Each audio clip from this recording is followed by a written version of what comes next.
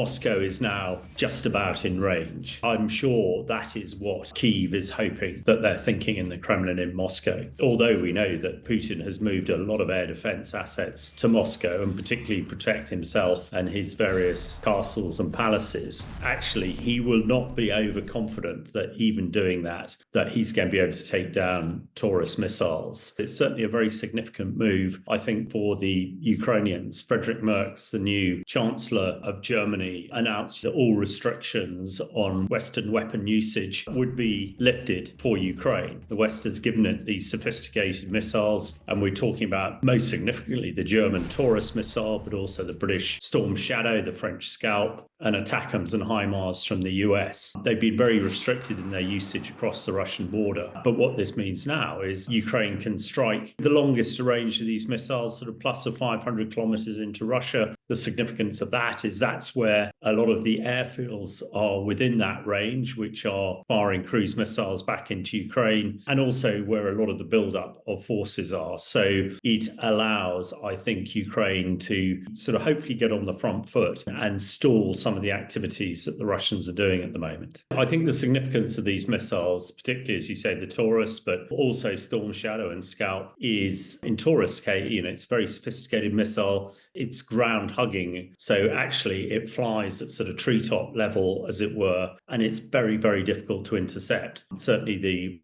Russians have not been very successful at intercepting some of these sophisticated missiles like Storm Shadow, Scalp, and now Taurus. So that's its significance. Very accurate and has a big payload, a big warhead, if you like, where it's a target end, as it were. So ideal for attacking airfields, taking out the fighter bombers that the Russians are using, but also taking out launchers for some of their sort of ballistic missiles, hypersonic missiles that they're firing on. It all depends also on intelligence. And it's pretty clear that actually Ukraine's ability to gather intelligence is very, very significant in Russia. But also, we know in the past, the Americans, for a time, sort of dried up their intelligence feeds. With Europe now so more coordinated in its support to Ukraine, with intelligence forces from the Germans, the UK, the French and others, plus the Americans, I should think that the Ukrainian targeteers, the people who are actually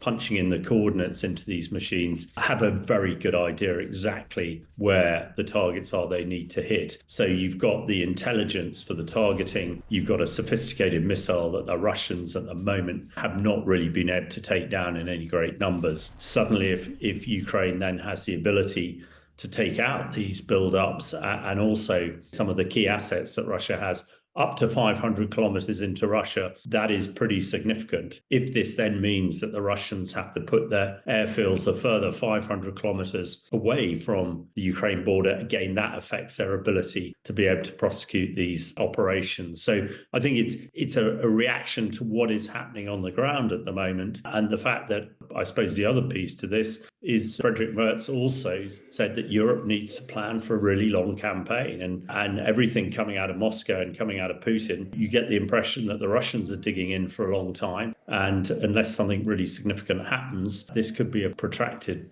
war that will go on and on and on. In a perfect world, everybody wants a ceasefire and peace as soon as possible. But it would appear that Putin is not coming to the ceasefire table from some kind words from the White House, as it were. What Putin understands is if his army is getting thumped, and then if his economy, which is in free fall anyway, is completely strangled by the oil price dropping below $50 a barrel. There is an inference that Moscow is now just about in range. I mean, it is at the very, very limits. But I think any inference by Ukraine that Moscow would become a target for one of these sophisticated missiles. And I'm sure that is what Kyiv is hoping that they're thinking in the Kremlin in Moscow. Because although we know that Putin has moved a lot of air defense assets to Moscow and particularly protect himself and his various castles and palaces, actually he will not be overconfident that even doing that he's going to be able to take down Taurus missiles, particularly if Ukraine decides to concentrate. Moscow might be lucky and knock down one or two, but